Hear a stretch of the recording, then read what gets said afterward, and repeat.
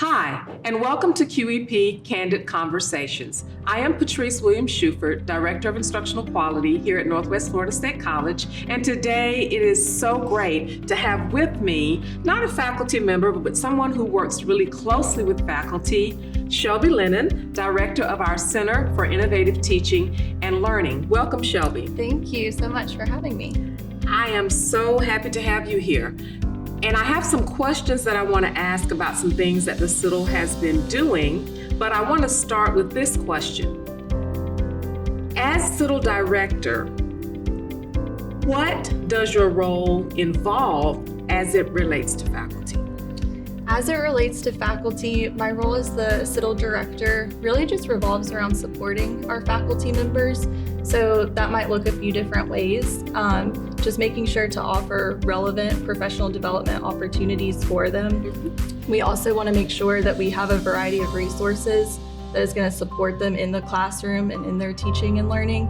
And just to be here as kind of a sounding board or some people just to run, different ideas by and see what they might want to try out in their classroom. So overall, just being a support for faculty and really inspiring them to be able to go and do their teaching. Of course, and I've had a chance to sort of have both sides or see both sides of what the CITL does as an adjunct faculty member for the English department, but also as someone who works very closely with the CITL in the things that I do with active and engaged learning and things like that. I know that you have a lot of initiatives that you've implemented with faculty this academic year. What are some of those initiatives? Right, and we appreciate all of your help and support with those. We've had some new initiatives such as the Professor Connect is a mentor program that we started this year. And then also I'll kind of talk a little bit about our AI initiative because that was our big focus for the year. And so back last spring, we actually wrote a proposal. The CITL team here did, and we had submitted that up to our academic affairs leadership, in which we just said, our recent faculty development survey had showed that faculty were interested in learning more about artificial intelligence and as it relates to teaching and learning, specifically in higher education. And so through that program, we were able to build out a website of resources that faculty could go to just to refer to and see what other schools were doing and how they were handling some of the challenges and opportunities that AI was posing in the educational landscape. And then we also got together a group. We're going to have 19 faculty actually complete our AI Fellows program. That was very exciting to see. They met monthly, at least once a month, and they presented what they were calling AI in action presentations. So they just really showcased to each other what they were doing in their classrooms, AI related, what they had learned. They were researching a lot and just trying out these different things. And so they're a really great group that can then go back to their departments and really show, what they've learned and help some of the other faculty members out. And then kind of like a good takeaway from that program is our AI acceptable use guidelines. So the AI Fellows drafted those guidelines with the help of AI for Education, which is a prominent leading company, AI in education. But hopefully those guidelines are going to be approved, finalized, and something that all faculty can benefit from moving forward.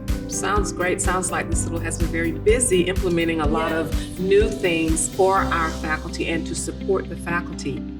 So this is Candid Conversations. So you mentioned a few initiatives, and I wanted to ask you and ask if you would speak candidly about one or more of those initiatives that did not quite execute like you envisioned it. Would you talk about one of those and how you were able to sort of change it or pivot to make sure that it was still something that was a success for faculty? Sure. So the Professor Connect program, that's one that we did have to pivot on. And as you know, you are a Professor Connect mentor. And so that one, it really started out in September with our selected mentors. We had 7 mentors, and the idea was to pair a mentor with a new faculty member, and then to work, one-on-one with that faculty member to implement an active and engaged learning strategy in their classroom. However, it was difficult with the new group that we had of our new faculty, just scheduling and availability. It did not align. We had a lot of people that are in the nursing department and just very busy and conflicting schedules. And so that one we did have to pivot on. However, our mentors, they're very, very they're amazing. So they were adaptable. They allowed for me to work with them and to build a website out, a web page. So we have each faculty member that is a mentor displayed on the web page. And then from there you can click and you can read about your mentors. And so it'll tell you, like a little biography about the mentor, their favorite teaching strategies. And really it's just a repository at this point of these are experienced faculty members who are willing. If you need assistance, if you need, you want to go into a classroom and see an active and engaged learning strategy, or you want somebody just to bounce ideas off of. So that's just a good place now to go to look. And I think that it actually has, become something meaningful still, because even though our new faculty, it didn't align the way that we originally planned, you are able to now meet with actually an experienced faculty member has reached out to you, as well as to another mentor, just because she wants to deepen her understanding and, try some new things out. And then we also have a staff member who is interested in becoming an adjunct faculty. And so that's another person that was able to get in contact with our mentor and really utilize that resource.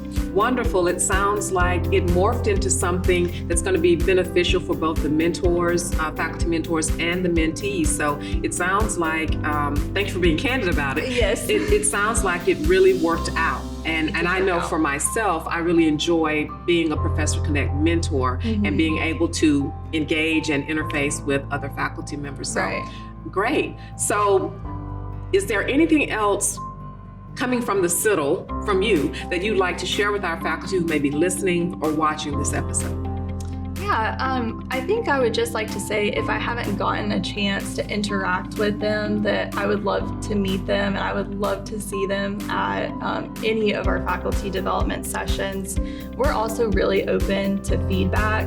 And if there are offerings or resources that they need that they don't see that we have, I want them to be able to reach out and to let us know. Yes. And even if we can't directly provide it, we can coordinate.